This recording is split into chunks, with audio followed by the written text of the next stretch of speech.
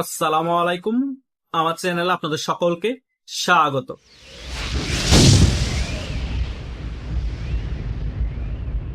5 August একটি ষড়যন্ত্রমূলক গণ অভ্যুত্থান ঘটিয়ে আওয়ামী লীগের সরকারের পতন ঘটানো হয়েছে। তারপরে এই শুধু ইউনূসকে প্রধান উপদেষ্টা চেয়ারে বসানো হয়েছে। শুধু ইউনূস না, কিছু টোকাই সমন্বয়কদেরকেও উপদেষ্টা পদে বসানো হয়েছে।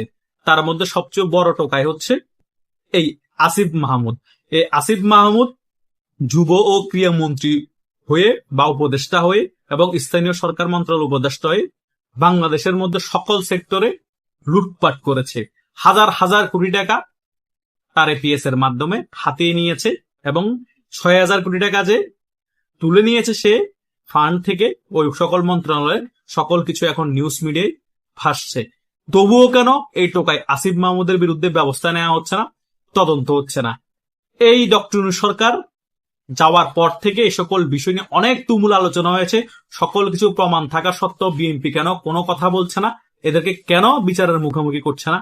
আমার প্রশ্ন। এই সকল টোকাই সমন্বয়করা 5 আগস্টের পরবর্তী সময় ধরে বাংলাদেশটাকে একেবারে লুটে পুটে খেয়েছে। কি উপদেষ্টা বলুন, কি এনসিপির টোকাইরা বলুন, এখনো লুটে পুটে খাচ্ছে। এদের বিচার হচ্ছে না।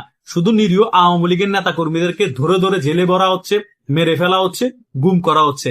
কেন রে ভাই? বাংলাদেশে কি গৃহযুদ্ধ চলতেছে যে আওয়ামী লীগ পাইলে তাদেরকে মেরে ফেলতে হবে? তারা হচ্ছে দেশ বিরোধী।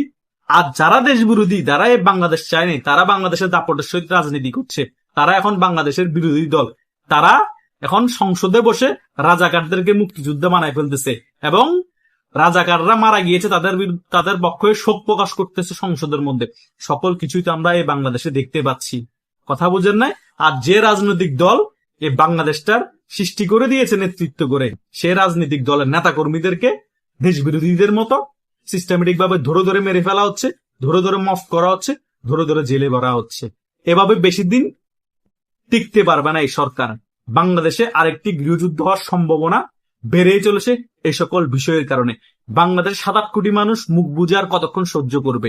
টোকাইরা হাজার হাজার কোটি টাকা লোপাট করবে, টোকাইরা তারপরে বুক ফুলে চলবে। সিরিয়াস হ্যান্ডেল পরা লোকগুলা হঠাৎ করে আলাদিনের চেরাক পেয়ে হাজার হাজার হাজার কোটি টাকার মালিক হয়ে যাবে। ঢাকা সিটির মতো জায়গায় মেয়র ইলেকশন করবে বলে? কোন সাহসে বলে? কিসের বলয়ে বলে? কিসের শক্তিতে বলে? কথা বুঝেন নাই? এরা সিরা খাতায় শুয়েছিল এক সময়, এখন হাজার কোটি টাকার স্বপ্ন দেখে। কেমনে স্বপ্ন দেখে?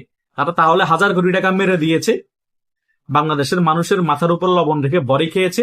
আর বাংলাদেশের মানুষ তো চোদু বাঙালি, সত্য কথা বলতে ভয় পায়, প্রতিবাদ করতে ভয় পায়, কিন্তু ঠিকই এদেরকে ব্রেনওয়াশ করে ইউজ করে রাজপথে নামিয়ে ফেলতে পারে।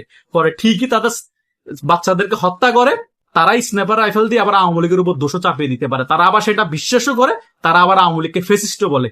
এই চোদু বাঙালির কারণে বাংলাদেশে আজকে এই পরিস্থিতি। এই চোদু বাঙালি যদি ব্রেনওয়াশ না হয়ে রাজপথে না নামতো, এই চোদু বাঙালি রাজপথে নামার কারণে তাদের বাচ্চারা হত্যার শিকার হয়েছে 7.6 বুলেটের মাধ্যমে, স্নাইপারের মাধ্যমে এবং ক্ল্যাশের মাধ্যমে। আবার এই চোদু বাঙালি আওয়ামী লীগের উপর দোষ দিয়ে 5 আগস্ট শেখ হাসিনা সরকারের পতন ঘটিয়েছে। শেখ হাসিনা সরকারের পতন ঘটিয়ে কি লাভ হয়েছে? এ সকল জঙ্গিদেরকে সিস্টেমেটিক ভাবে ক্ষমতায় বসানো হয়েছে। ক্ষমতায় বসে এরা দেদারসে লুটপাট করেছে। হামের টিকা কিনে নাই, বাচ্চা মারা গেলে কি আসা যায়? আমাদের তো আওয়ামী লীগকে দমন করতে হবে, আওয়ামী লীগকে নিপীড়ন করতে হবে। শিক্ষা ব্যবস্থা ধ্বংস করে দিয়েছে, ব্যাংক সেক্টর ধ্বংস করে দিয়েছে। ব্যাংকে 5,000 টাকা তুলতে গেল তখন 5,000 টাকা তোলা যাইতো না, তারা ব্যাংক পুরা খোকলা করে দিয়েছে। আর এদিক দিয়ে দোষ দেয় শেখ হাসিনা হাজার হাজার কোটি টাকা বিদেশে পাচার করেছে। আরে বেটা, শেখ হাসিনা হাজার হাজার কোটি টাকা বিদেশে পাচার করলে তো দেশের উন্নয়ন করেছে। তোরা তো হাজার হাজার কোটি টাকা বিদেশে পাচার করেছস, কি বালটা উন্নয়ন করেছস? দেশের জনগণের জন্য কি কাজ করেছস? জনগণের জন্য তো কাজ করস নাই। এবং বাচ্চা বাচ্চা শিশুদেরকেও তোদের কারণে আজকে মারা যেতে হচ্ছে। আমরা ছোটবেলা থেকে জীবনে শুনি না হামে এরকম লোক মারা যায়। হামকে মনে করতাম নর্মাল একটা রোগ, কারণ তখন সুন্দর মতো টিকা চলতো এবং শেখ হাসিনা 16 বছর শাসন আমলে তো হামের কারণে 10 জন শিশু মারা যায়নি।